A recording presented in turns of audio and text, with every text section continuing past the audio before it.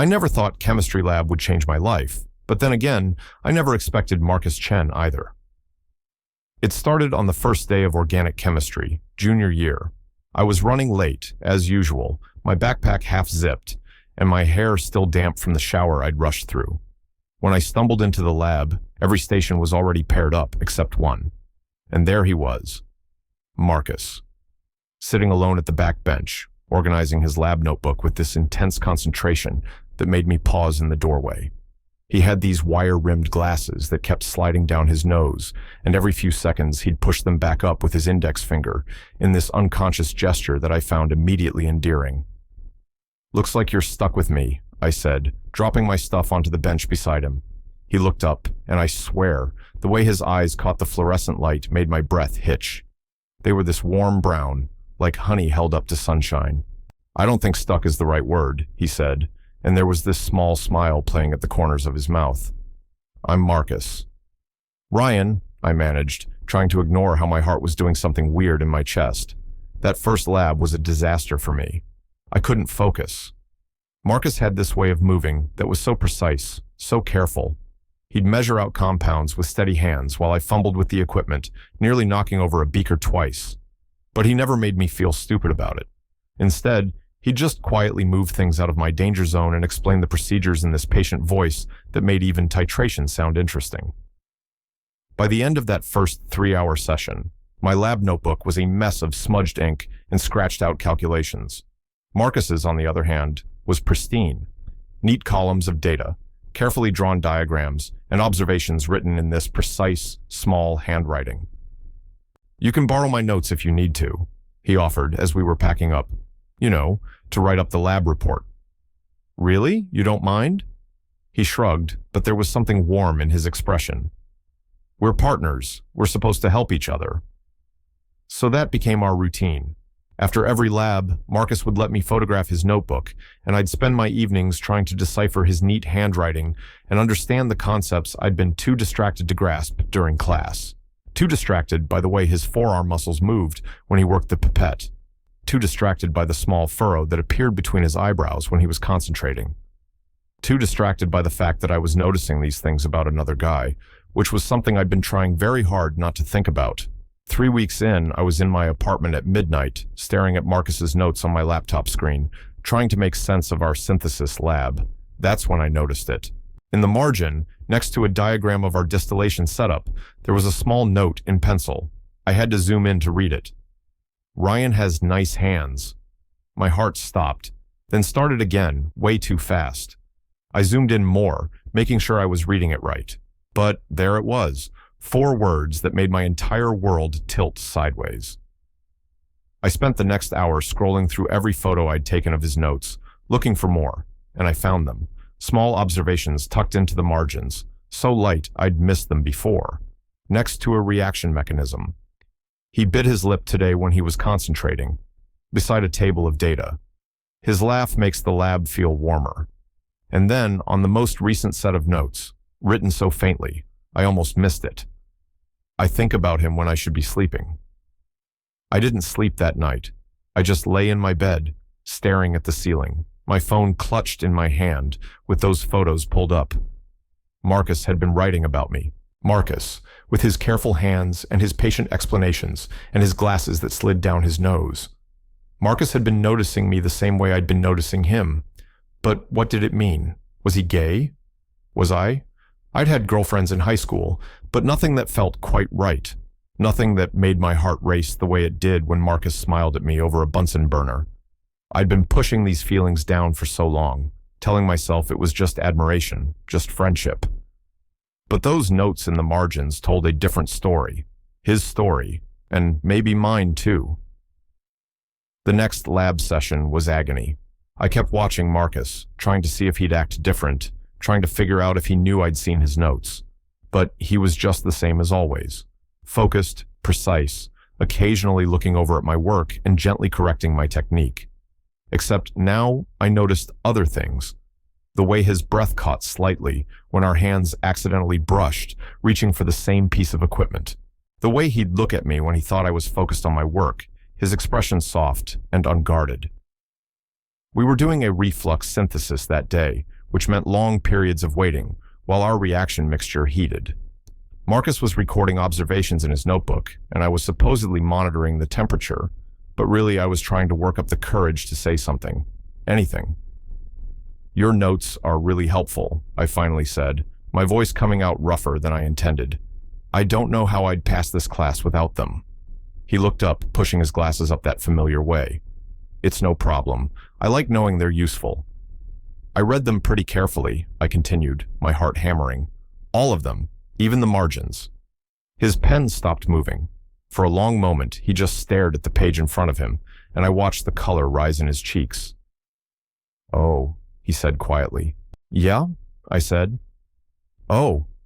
The silence stretched between us, filled with the bubbling of our reflux apparatus and the distant sounds of other students talking. I couldn't read his expression. Embarrassment, fear, regret. "I should have erased those," he finally said, still not looking at me. "I didn't think they were just. I'm sorry if I made things weird." "Marcus." I waited until he looked at me. His eyes were wide behind his glasses, vulnerable in a way I'd never seen before. "You didn't make things weird. You made things clear." "Clear?" I took a breath. This was it. The moment where I either told the truth or spent the rest of the semester pretending I hadn't seen what I'd seen, hadn't felt what I felt. "I've been distracted all semester," I said, "and it's not because I don't understand chemistry. It's because I can't stop noticing things about you.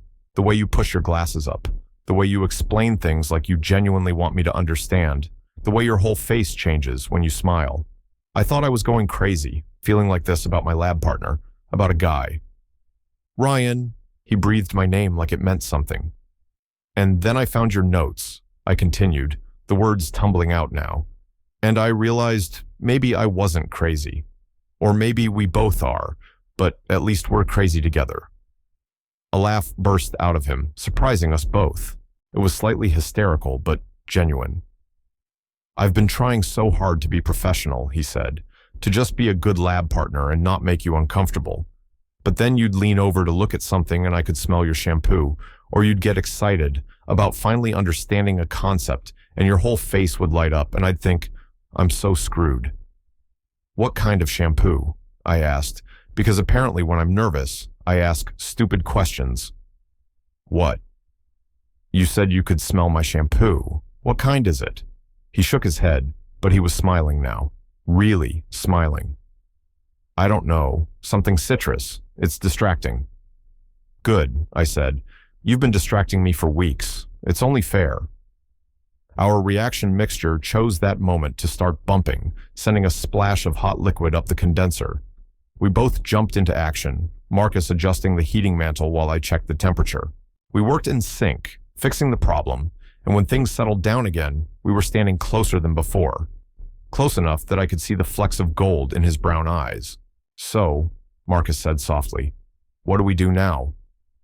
"Well," I said, trying to keep my voice steady, "we could finish this lab, write up our observations, record our yield." "Very practical." "And then," I continued, "maybe you could let me buy you coffee. Real coffee, not the cafeteria sludge, and we could talk about chemistry and distracting shampoo and whatever else." "Whatever else," he repeated, and the way he said it made my skin warm. "Like how I wrote your name in the margin of my personal notebook, not the lab one, about 50 times last week." "Exactly like that," I said. "And maybe I could tell you about how I have your class schedule memorized, even though we only share this one class." "You do?" "I do. It's creepy, right?" "It's adorable," he said, and then he blushed at his own words. God, I can't believe I just said that out loud. The rest of the lab passed in a blur. We finished our synthesis, recorded our data, cleaned our glassware, but everything felt different now. Electric. Every accidental touch felt intentional. Every shared glance held weight. When class ended, we walked out together, and Marcus led me to this little coffee shop I'd never noticed before, tucked between two buildings on the edge of campus. It was cozy inside, all warm wood and soft lighting, with mismatched armchairs and the smell of fresh ground beans. We sat in a corner booth, our knees touching under the table, both of us clutching our coffee cups like lifelines. And we talked, really talked. He told me about growing up as the only Asian kid in his small town, about the pressure to be perfect, to never make waves, about realizing he was gay in high school and being too scared to tell anyone, about choosing a big university far from home, partly to escape, partly to find himself. I told him about my own journey, the girlfriends who felt like I was playing a role, the growing awareness that I was attracted to guys but not knowing what to do with that information, the fear of disappointing my parents who already worried I wasn't serious enough about my future. "You're plenty serious," Marcus said. "You just hide it behind jokes and that laid-back attitude. You see that?" "Ryan, I see everything about you. I've been watching you for weeks, remember? Writing embarrassing notes in margins." "I don't think they're embarrassing," I said. "I think they're brave. You put your feelings out there even if you thought no one would see them. That takes courage." "I was terrified you'd find them," he admitted. "But also, I think part of me hoped you would, because I didn't know how else to tell you." I reached across the table and took his hand. His fingers were long and elegant, the hands of someone who worked with precision and care. They felt right in mine. "Well, I found them," I said, "and I'm glad I did." We stayed in that coffee shop for hours, until the barista started giving us pointed looks while wiping down tables. We exchanged numbers, though we already had them from the class group chat, made plans to study together, though we both knew it would be more than studying. And when we finally stood to leave, Marcus hesitated at the door. "Can I—" he started, then stopped, his courage apparently failing him. "Can you what?" "Can I write you a note?" he asked. "Not in a margin this time, a real one." "You can write me all the notes you want," I said. He pulled out his ever-present notebook and carefully tore out a page. Using the back of his hand as a surface, he wrote something, then folded it and handed it to me. "Read it later," he said, "when you're home."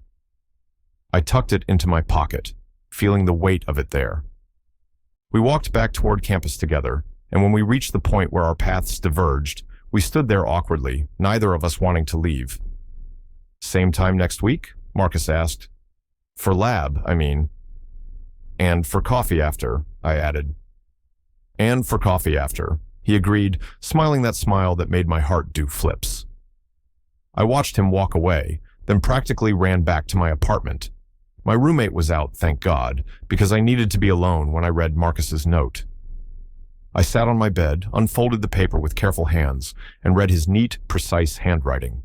"Ryan," it said, "I've written a lot of notes about you, about your hands and your laugh and the way you make organic chemistry feel less overwhelming. But here's the one I've been too scared to write until now.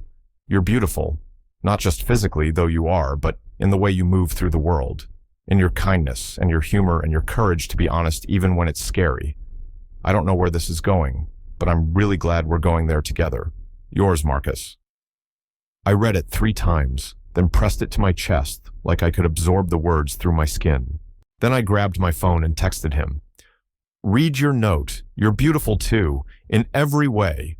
Can't wait for next week, but also, what are you doing tomorrow?" His response came almost immediately. "Hoping you'd ask that. Library, 2 p.m. We could actually study. Or we could pretend to study and just talk more." "Perfect," I wrote back. "And Marcus, thank you for writing in the margins. Thank you for being brave enough to leave a trail for me to follow." "Thank you for following it," he replied, "and for not running in the other direction." I fell asleep that night with his note under my pillow and a smile on my face, already counting the hours until I'd see him again. Chemistry lab would never be the same, but then again, neither would I. Total char count, 16,847.